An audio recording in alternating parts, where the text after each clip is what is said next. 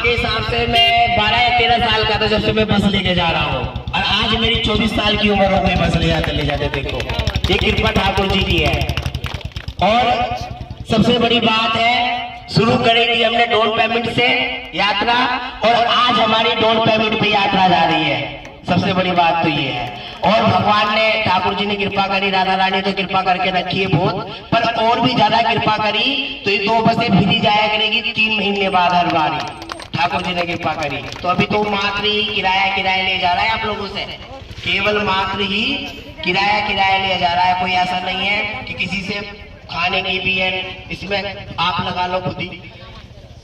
Train में भी चले जाओ 700-800 रुपए का रिजर्वेशन होता है केवल मात्र, और जो किराया है वहां घूमने का वो तो अलग है ना। तो ये तो खाली देखो, बस नंबर 1, बस नंबर 2, ये आप सब लोग इस टाइम परिवार खड़े हो। अब चाहे आपके लक्सर में या कहीं बाहर भी दुश्मनी होगी तो वो यही छोड़ के जानी पड़ेगी। मात्र 4 दिन के लिए आप सब लोग परिवार हो। कितने दिन के लिए परिवार हो? 4 दिन के लिए। फिर 4 दिन बाद चाहे तुम अपनी लड़ाई करना, किसी से आपस में झगड़ा करना, वो तुम्हारा कर्तव्य है। अभी आप सब श्री राधा माधव यात्रा के परिवार के सदस्य सब लोग हो, ठीक है। और कुछ लोग नए जुड़े हैं और कुछ लोग ऐसे हैं जो हर साल यात्रा करते हैं, जैसे हमारी लल्ली दीदी हो गई, गायत्री दीदी हो गई मैडम, और हमारे अन्य बहुत, मैं नाम सबके नहीं ले सकता, बहुत सारे जने हैं, क्योंकि नहीं तो कुछ लोग हैं पुराने, ज्यादा लोग हैं, ठीक है ना। तो सब लोग आप परिवार हो।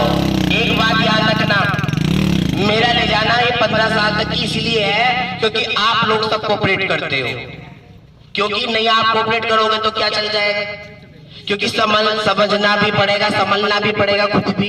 ये नहीं कि आप मेरी चीज भाई हमने उनके ऊपर छोड़ दिया तो वही करेंगे।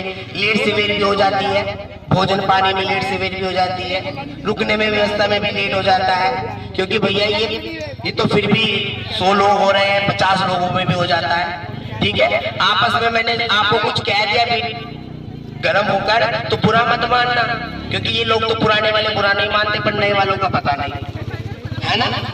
पुराने वाले तो बुरा नहीं मानते, इन्हें पता है कि भैया एक बात याद रखना, कोई भी व्यक्ति रास्ते में रुकेगा नहीं, हम सबकी शॉपिंग कराएंगे, एक दिन रखेंगे तभी शॉपिंग करना, उसकी जिम्मेदारी हमारी नहीं होगी। कोई 2 वहां खड़े 3 वहां खड़े, उसकी जिम्मेदारी हमारी नहीं है, ठीक है। विशेष ध्यान रखना, भोजन का टाइम रहेगा एक समय से इतने बजे तक की, आप अपनी जिम्मेदारी पे जाना, बाहर हमारी जिम्मेदारी कोई नहीं होगी। फिर बाद में खत्म हो या ना भी हो, रखा भी हो तो कोई खिलाने वाला नहीं रहेगा आपके पास, क्योंकि जब हम 1-2 को भोजन खिलाते रहेंगे तो घुमागे कब सबको। क्योंकि देखो आप समय ने, सबसे बड़ी पैसे की बात कुछ नहीं है, सबसे बड़ी बात है समय की। पैसा तो दुनिया के पास है ना, और पर भगवान के दर्शन तो नसीब वालों को होते, किस्मत वालों को होते, है ना। तो भैया ये विशेष ध्यान रखना, टाइम ठीक सुबह का 8 बजे से लेके सुबह के 7 बजे से लेके सुबह 9 बजे तक की नाश्ता है बस केवल। उसके बीच आप कहीं जाते हो तो आपको अपने पैसों से बाहर ही करना पड़ेगा, उसकी हमारी जिम्मेदारी नहीं। मैं विशेष ये सोचना कर रहा हूँ सभी को, ठीक है। दोपहर का खाना हमारा 1 बजे से लेके 2 बजे से लेके नहीं 1 बजे से लेके 3 बजे तक की रहेगा, फिर उसके बाद आप विश्राम करो, कहीं घूमो, उसकी इच्छा आपकी है, ठीक है। और शाम का भोजन हमारा 8 बजे से लेके 10 बजे तक की चलेगा रात को, उसकी भी बस आप लोग आओ। और ये नहीं कि सबको एक साथ ही बैठाया जाए, क्योंकि देखो पंगत जो होती है, ये मत सोचना कि हम बैठ जाए, पहले सबका एडजस्ट करना। पहले आप सब लोगों जो हमारे युवा है, पहले सोचना जो हमारे साथ बूढ़े आए पहले उनकी सेवा करी जाए।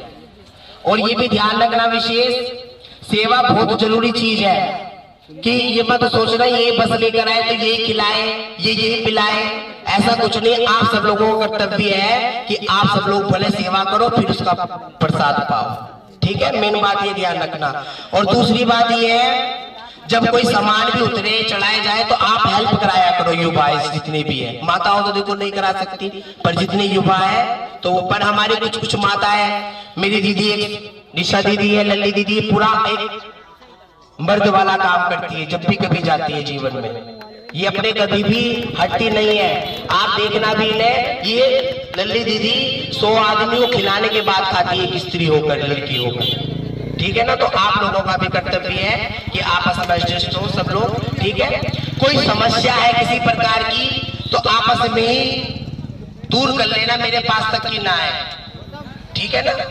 जब कोई गहरी गंभीर समस्या होगी तो वो अलग बात है, मगर जैसे कोई दवाई सर दर्द हो रहा है किसी के तो आपस में दवाई देना, किसी को प्यास लग रही है तो अपनी बोतल दे दो, कोई पीछे खड़ा है तो ये नहीं कि देखकर आगे चलना, उसका हाथ पकड़ के आगे लाओ कि भैया चलो, थक गए हो तो थोड़ी देर हम भी बैठ रहे हैं आपके साथ। ये आपका सब कर्तव्य आप लोगों का है। ये नहीं कि एक दूसरे को देखकर मन मुटाव लिया कि हमें नहीं जानते।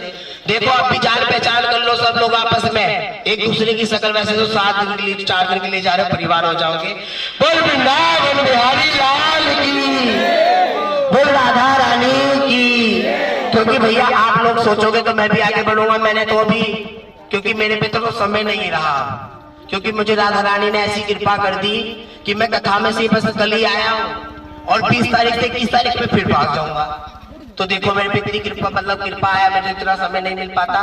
पर ये जब लोग मेरे प्रेमी है सब ठाकुर जी के, ये मानते नहीं, कब ले चलोगे कब ले चलोगे कब ले चलोगे, फोन कर करके कहते रहते हैं, इसलिए लेके जा रहा हूँ, ठीक है।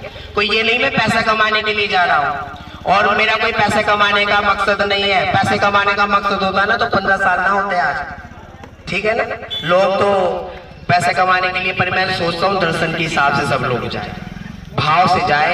और राधा रानी जैसे मेरे पे कृपा करी है, वो आज कृपा आप लोगों की वजह से तो ये रोज मैं आपको लेकर जाता हूँ। तो राधा रानी कहती भक्तों को खींच खींच के मेरे पास लेके तो आता है कम से कम, है ना।